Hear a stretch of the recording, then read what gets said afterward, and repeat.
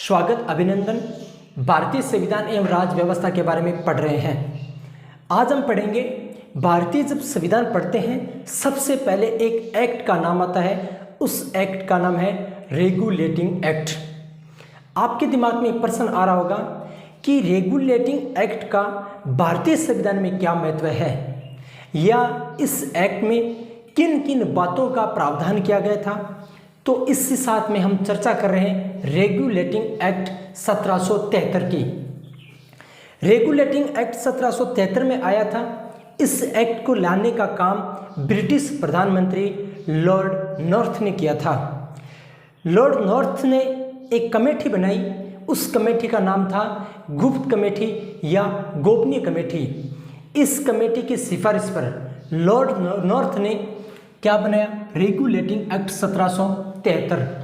बनाने के पीछे कारण ऐसा था कि ईस्ट इंडिया कंपनी भारत में व्यापार के उद्देश्य से आई थी, लेकिन व्यापार के साथ साथ में भारत की ज़मीन को हड़पने का काम करने लगी, भारत के राजाओं के साथ में युद्ध लड़ने का काम करने लगी, भारत की राजनीतिक प्रक्रिया में भाग लेने लग गई। ईस्ट इंडिया कंपनी ये सब कुछ कर रही थी। ब्रिटिश प्रधानमंत्री थे लॉर्ड नॉर्थ। लॉर्ड नॉर्थ को यह लगा कि वो कंपनी वहाँ क्या कर रही है, वो लोगों के साथ में क्यों लड़ाई लड़ रही है, लोगों के भारत की राजनीतिक प्रक्रिया में क्यों भाग ले रही है, भारत की ज़मीन पर क्यों कब्जा कर रही है। ये सब कुछ हो रहा था। तो ब्रिटिश प्रधानमंत्री लॉर्ड नॉर्थ ने एक कमेटी का निर्माण किया। उस कमेटी को कहते हैं, कहने को तो उसको कहते हैं गुप्त समिति, या इसको गोपनीय समिति भी कहा जाता है। गोपनीय समिति। हुआ ऐसा कि इस गोपनीय समिति ने एक सिफारिश की। उस सिफारिश को स्वीकार करने का काम लॉर्ड नॉर्थ ने किया। ये लॉर्ड नॉर्थ हैं, इनकी इस समिति की सिफारिश को मानते हुए रेगुलेटिंग एक्ट 1773 पारित किया। अब हम पढ़ेंगे कि ये जो रेगुलेटिंग एक्ट है, इस एक्ट में किन किन बातों का प्रावधान किया गया है। आप सभी को जितने भी ये बातें इन रेगुलेटिंग एक्ट 1773 में आती है, इनको हम एक एक बिंदु को महत्वपूर्ण और प्रतियोगिता परीक्षा की दृष्टि से हम पढ़ रहे हैं। अब हम चर्चा कर लेते हैं इस एक्ट में हमें क्या क्या प्रावधान मिलता है। आप सभी से छोटा सा निवेदन है, आपके एक बटन दबाने से हमारा चैनल सब्सक्राइब हो रहा है, तो आप चैनल को सब्सक्राइब कीजिए और वीडियो को लाइक कीजिए। अगर आपको पसंद आ रहा है तो ही लाइक करें, अगर पसंद नहीं आ रहा है तो न तो सब्सक्राइब करना है न लाइक करना है। मैं ये कह रहा हूँ सबसे पहले कि ये जो एक्ट बना था किसने बनाया। सबसे पहला प्रश्न यह है कि जिस एक्ट के बारे में हम पढ़ रहे हैं, इस एक्ट को बनाने का काम किसने किया। तो बनाने का काम नंबर 1 पे बात कर लेते हैं। क्या करते हैं, इस एक्ट के बारे में करते हैं। ब्रिटिश प्रधानमंत्री, और जिसका नाम अभी हमने लिया लॉर्ड नॉर्थ की गोपनीय समिति की सिफारिश पर, गोपनीय समिति की सिफारिश पर रेगुलेटिंग एक्ट लागू किया। अब हमें यहाँ दो बातें सामने आ रही है। सबसे पहली बात यह है कि यह आपका एक्ट है वो किसकी, ये उस समय ब्रिटिश प्रधानमंत्री कौन थे, लॉर्ड नॉर्थ। ठीक है, कौन सी समिति की सिफारिश पे, तो गोपनीय समिति। कई बार आपको यहाँ गुप्त समिति भी मिल सकती है, कोई दिक्कत नहीं है, वो गुप्त समिति। ठीक है, अब हम बातचीत करेंगे कि ये लागू क्यों किया गया था। तो लागू करने के लिए, या हम ये कह रहे हैं क्या रेगुलेटिंग एक्ट से पहले ब्रिटिश सरकार ने कभी भारत के लिए कोई कानून बनाया, नहीं बनाया। तो साथियों ध्यान देने की बात यह है कि ब्रिटिश सरकार के द्वारा भारत के लिए ये पहला कानून बना था। ये महत्वपूर्ण है, इसलिए महत्वपूर्ण है कि रेगुलेटिंग एक्ट 1773 से पहले भारत के लिए ब्रिटिश सरकार ने कोई कानून नहीं बनाया था। तो हम ये लिख देते हैं ब्रिटिश सरकार के द्वारा भारत के लिए बनाया गया पहला कानून। तो यहाँ नंबर 2 पे महत्वपूर्ण बात ये लिख देते हैं, ब्रिटिश सरकार द्वारा भारत के लिए, ब्रिटिश सरकार के द्वारा भारत के लिए पहला कानून बनाया। ब्रिटिश सरकार ने हमारे देश के लिए, भारत के लिए अगर कोई कानून का निर्माण किया तो सबसे पहला कौन सा है? रेगुलेटिंग एक्ट है। रेगुलेटिंग एक्ट से पहले कोई कानून नहीं बना था, और जब हम भारतीय संविधान को पढ़ते हैं तो सबसे पहले रेगुलेटिंग एक्ट को इसीलिए पढ़ते हैं। अब यह है कि बनाने के पीछे कारण क्या था? ईस्ट इंडिया कंपनी पर नियंत्रण स्थापित करने के लिए एक कानून बनाया था। ये भारत के लिए नहीं बनाया था कि भारत पर नियंत्रण करना है, नहीं, भारत में जो काम कर रही ईस्ट इंडिया कंपनी है उस कंपनी पर नियंत्रण स्थापित करने के लिए ये कानून बनाया गया था। तो हम यहाँ ये लिख लेते हैं, ईस्ट इंडिया कंपनी पर नियंत्रण रखने के लिए ब्रिटिश सरकार द्वारा ये कानून बनाया गया था। तो ये बातें पहले भी लिख लेते हैं नंबर 3 पर, ईस्ट इंडिया कंपनी पर नियंत्रण रखने के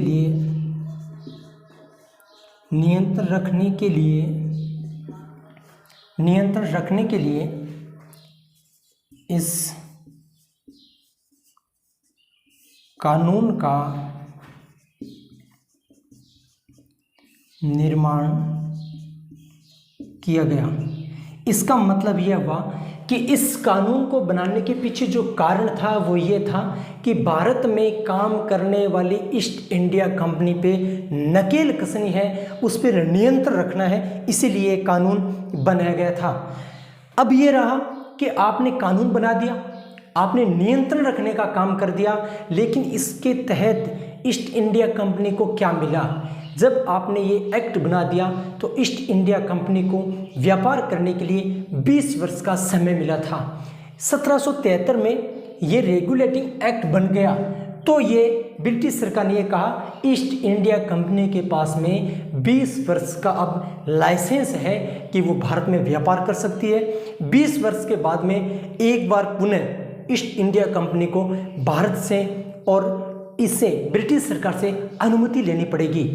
तो यह हम ये कह सकते हैं कि एक्ट के माध्यम से ब्रिटिश कंपनी को, इस एक्ट के माध्यम से हम नंबर 4 पे बातें लिख लेते हैं कि इस एक्ट के द्वारा भारत को क्या क्या मिला, भारत में इसमें क्या फ़ायदा हुआ, क्या नुकसान हुआ। नंबर 4, इस एक्ट के माध्यम से ईस्ट इंडिया कंपनी को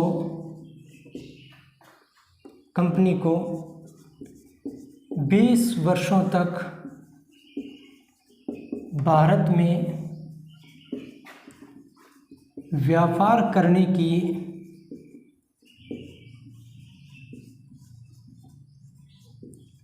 अनुमति मिली।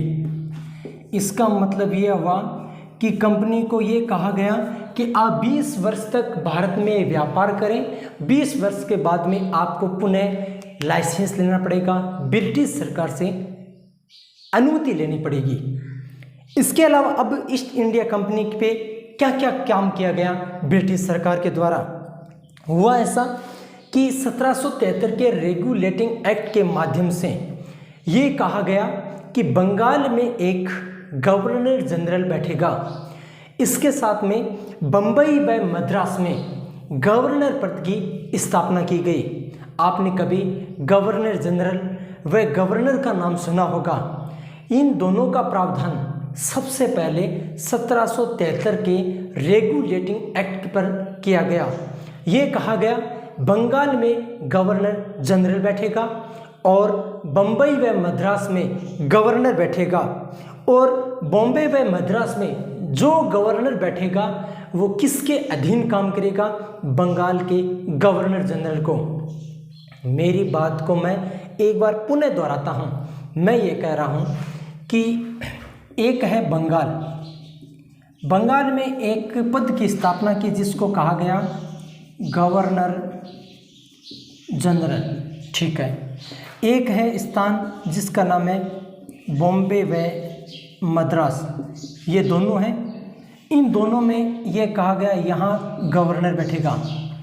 मैं ये कह रहा हूँ जैसे भारत में वर्तमान में एक है पद राष्ट्रपति और एक पद है राज्यपाल। राज्यपाल राष्ट्रपति के अधीन रहकर काम करता है। इसी प्रकार ये जो गवर्नर जनरल था इसके अधीन ये काम करेगा कौन? गवर्नर। कहाँ कहाँ का गवर्नर? बॉम्बे व मद्रास का। आपको पूछ ले कि बंगाल में गवर्नर जनरल के पद का प्रावधान किस एक्ट के माध्यम से किया गया, तो हमारा एक्ट हो जाएगा रेगुलेटिंग एक्ट 1773। आपको पूछे बॉम्बे व मद्रास में गवर्नर पद का प्रावधान किया गया, तो हमारा उत्तर हो जाएगा रेगुलेटिंग एक्ट 1773। तो ये एक महत्वपूर्ण प्रावधान माना जाता है जो प्रतियोगिता परीक्षा की दृष्टि से बहुत ही अच्छा व शानदार माना जाता है प्रश्न। हम इसको विस्तार से लिख लेते हैं। मैं ये कह रहा हूँ रेगुलेटिंग एक्ट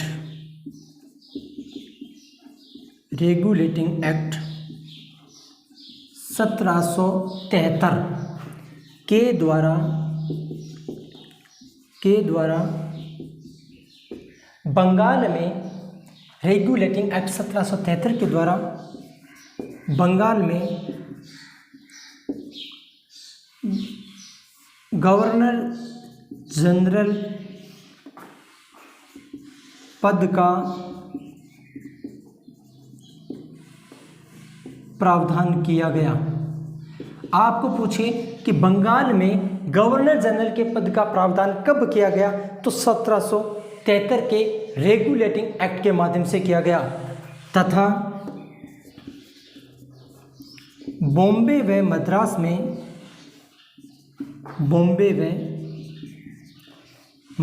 में गवर्नर पद का प्रावधान किया। आपको पता है रेगुलेटिंग एक्ट 1773 के द्वारा बंगाल में गवर्नर जनरल के पद का प्रावधान किया गया। कौन सा? Governor general. और बॉम्बे व मद्रास में गवर्नर पद का प्रावधान किया गया। अब मैं ये कह रहा हूं कि गवर्नर जनरल के अधीन रहकर कौन काम करेगा? गवर्नर। ये थोड़ी है कि सासू के अधीन रहकर बहू काम करेगी, ये तो सही है, लेकिन बहू के अधीन रहकर सासू काम करेगी, ये क्या है? गलत है। इसी प्रकार से किसके कौन अधीन रह के काम करेगा? तो गवर्नर। यहाँ कौन है? सासू कौन है? यहाँ सासू होगी ये गवर्नर जनरल और बहू कौन होगी? गवर्नर। इसी प्रकार से कहा गया कि गवर्नर जनरल के अधीन रह के काम करेगा गवर्नर। अब हम यहाँ लिख देते हैं, इसमें ये कहा गया, इसमें यह प्रावधान किया गया कि गवर्नर जनरल के अधीन रहकर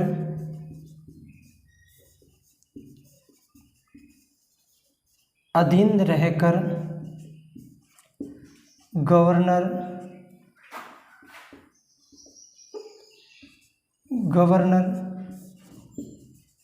कार्य करेगा।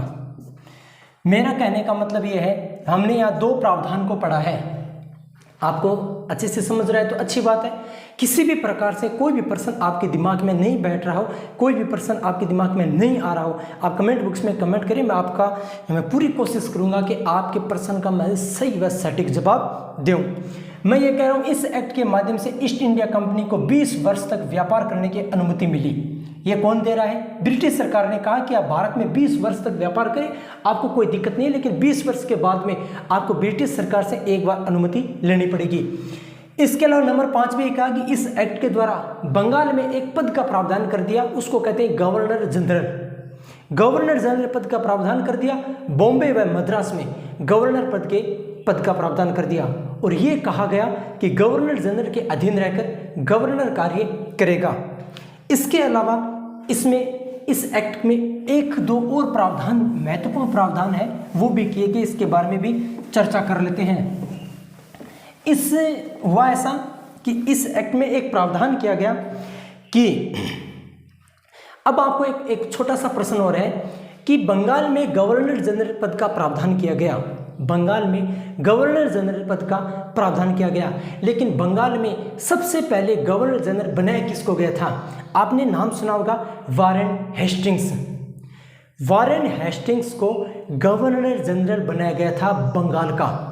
मैं ये कह देता हूं, सबसे पहले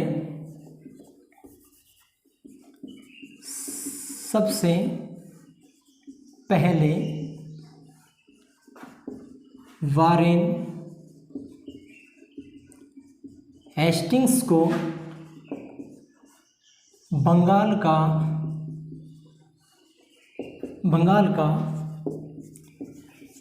गवर्नर जनरल बनाया गया। आपको प्रश्न ये पूछ ले कि जैसे मैंने कह दिया कि बंगाल में गवर्नर जनरल पद का प्रावधान किया गया, अगर ऐसा आपको पूछ ले कि बंगाल में गवर्नर जनरल का पद का प्रावधान किया गया, सबसे पहले गवर्नर जनरल बनाया किसको गया था? सबसे पहले गवर्नर जनरल वारेन हेस्टिंग्स को बनाया गया था। वारेन हेस्टिंग्स को बंगाल का गवर्नर जनरल बनाया था। अब हम बात कर रहे हैं, इसके अलावा इस एक्ट के माध्यम से ये कहा गया कि कलकत्ता में एक उच्च न्यायालय का प्रावधान किया गया था। कलकत्ता में कौन से न्यायालय का प्रावधान किया? तो कलकत्ता में उच्चतम न्यायालय का प्रावधान किया गया और ये कहा गया कि कलकत्ता में एक उच्चतम न्यायालय होगा। और ऐसा उच्चतम न्यायालय वर्तमान में उच्चतम न्यायालय है वैसा नहीं, वर्तमान में उच्चतम न्यायालय अपील का अंतिम न्यायालय माना जाता है। उस समय कलकत्ता में जो स्थापित हुआ उच्च न्यायालय, वो उच्चतम न्यायालय अपील का अंतिम न्यायालय नहीं था। क्यों नहीं था? क्योंकि लंदन में स्थित प्रिवी काउंसिल में इसके विरुद्ध अपील की जा सकती थी। मैं ये कह रहा हूँ कि कलकत्ता में इस एक्ट के माध्यम से कलकत्ता में उच्चतम न्यायालय का प्रावधान किया गया। अब आप ये कहोगे कि उच्चतम न्यायालय का प्रावधान कब किया गया? तो मैं ये कहूँगा 1773 के रेगुलेटिंग एक्ट के माध्यम से। तो इसका मतलब हुआ नंबर 2 पे आपका प्रश्न रहा कि इसका मतलब हुआ कि जिस साल प्रावधान किया गया उस साल ही क्या उच्चतम न्यायालय चालू हो गया था? नहीं, प्रावधान किया गया 1773 के एक्ट में और स्थापित हुआ 1774 में। आप पूछोगे जब उच्चतम न्यायालय कलकत्ता में बना उस समय मुख्य न्यायाधीश कौन था, कितने न्यायाधीशों का प्रावधान किया गया? तो एक एक करके हम ये महत्वपूर्ण बातें यहाँ चर्चा में कर लेते हैं। मैं ये कह रहा हूँ इस एक्ट के माध्यम से, इस एक्ट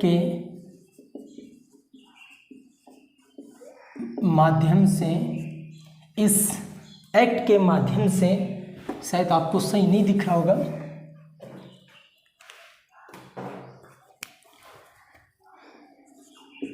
इस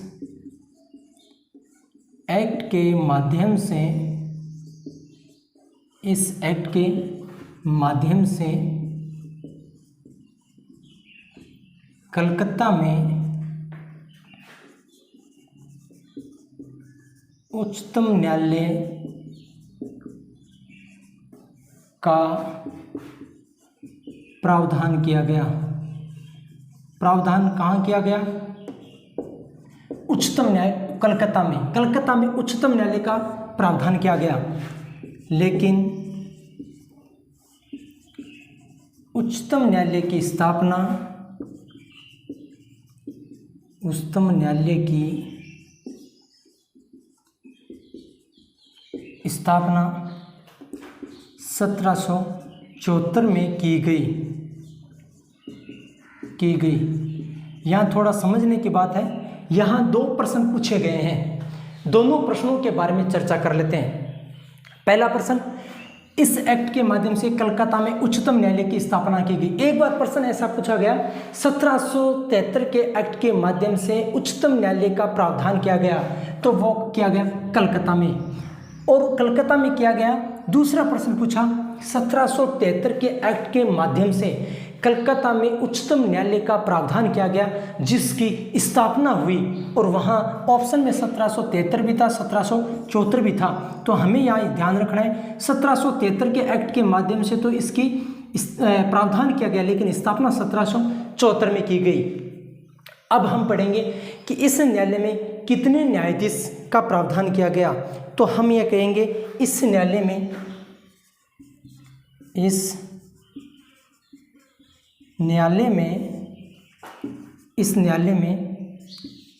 एक मुख्य न्यायाधीश, इस न्यायालय में एक मुख्य न्यायाधीश व 3 अन्य न्यायाधीशों का प्रावधान किया गया। मैं ये कह रहा हूँ कि इस न्यायालय में कलकत्ता में 1773 के एक्ट के माध्यम से कलकत्ता में एक उच्चतम न्यायालय का प्रावधान किया गया, लेकिन इसकी स्थापना कब हुई? 1774 में की गई थी। आपको पूछे इसमें कितने न्यायाधीशों का प्रावधान किया गया, तो इसमें एक मुख्य न्यायाधीश 3 अन्य न्यायाधीशों का प्रावधान किया गया। अब आपको पूछे कि इसके एक जो मुख्य न्यायाधीश है, तो सबसे पहले मुख्य न्यायाधीश के पद पर कौन विराजमान हुए थे? सबसे पहले सर एलिजा इम्पे, इसके प्रथम मुख्य न्यायाधीश, इसके प्रथम मुख्य न्यायाधीश सर एलिजा इम्पे बने। कई बार इम्पे लिखा हुआ होता है सीधा, आपको ध्यान रखना है इम्पे का। ये जो अभी लिखा है इसके बारे में चर्चा कर लेते हैं। हम पढ़ रहे हैं रेगुलेटिंग एक्ट 1773 के रेगुलेटिंग एक्ट के माध्यम से कलकत्ता में उच्चतम न्यायालय का प्रावधान किया गया, जिसकी स्थापना 1774 में की गई। इस उच्चतम न्यायालय में एक मुख्य न्यायाधीश 3 अन्य न्यायाधीशों का प्रावधान किया गया। इस उच्चतम न्यायालय में सबसे पहले जो मुख्य न्यायाधीश के पद पर बैठा था, उस व्यक्ति का नाम है सर एलिजा इम्पे। साथियों, ये हमारा रेगुलेटिंग एक्ट 1773 है। इससे संबंधी कोई भी किसी भी प्रकार का कोई प्रश्न आपके मन में आ रहा हो या मैंने नहीं बताया हो, आप जरूर पूछें। मैं पूरी कोशिश करूंगा आपके प्रश्न का उत्तर देने के लिए। अब आप सभी का स्वागत, अभिनंदन। मैं मेरी वाणी को विराम देता हूं। बिशन चारण आप सभी से निवेदन कर रहा है। धन्यवाद। जय हिंद, जय भारत माता।